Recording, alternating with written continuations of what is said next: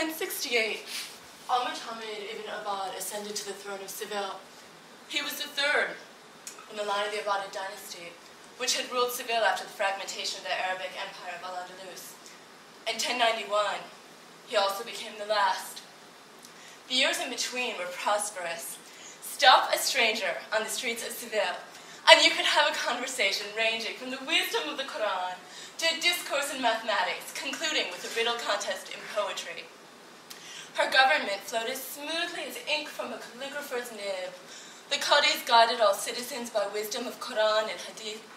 The treasurers collected all taxes and distributed the money appropriately.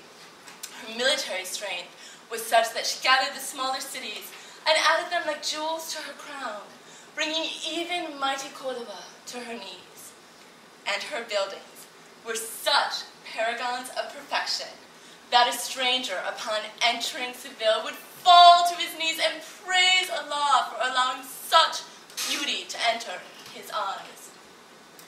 But this was also the time of the Reconquista. As the Arabs in Al-Andalus fragmented, the Christians in northern Spain united. They took advantage of the network of well-paved roads and rode to the gates of the cities. They were staved off only by payment of parias, protection money, gathered from the riches of the south. But Al-Muhammad grew tired of paying to keep what was his. He sent his payment to King Alfonso VI of Leon Castile in a mockery of worthless coins. And Alfonso VI was not amused. His response was predictable.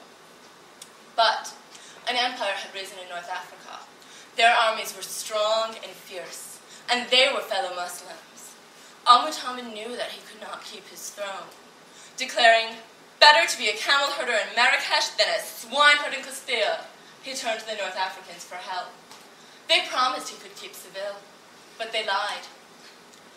After they defeated Alfonso VI, they exiled Al-Muhammad on a boat, sending him off into Morocco.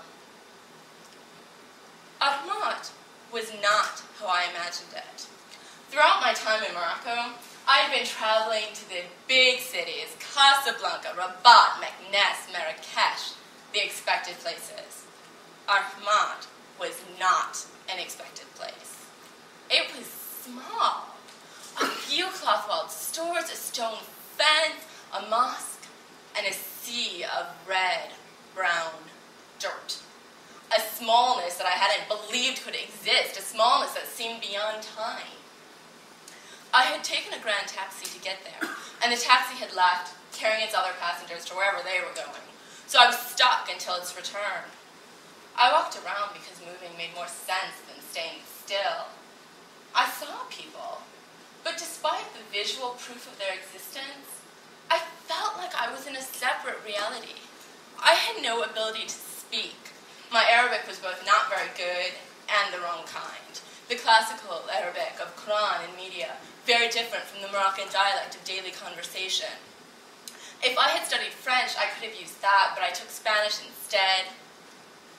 But even if I could have spoken, I wasn't sure I could explain what I was doing there. I was driven by love for a poet king who had died 900 years ago. I wasn't sure what I was looking for. All I knew was that I couldn't come all the way to Morocco, and then not come the final way to Ahmad. I was chasing a dream image of someone else's nightmare. But how do you explain that? And so perhaps I really was in a separate reality. My Ahmad was something very different from a place to live. It was a tourist attraction, a place to come to, photograph, and leave. But when I entered the main road, one of the men sitting by wordlessly pointed in another direction, perplexed.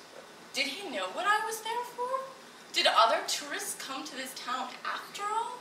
I moved where I was bidden, and there was the unexpected, a white sign with Al-Muhammad's name on it. My love was not forgotten.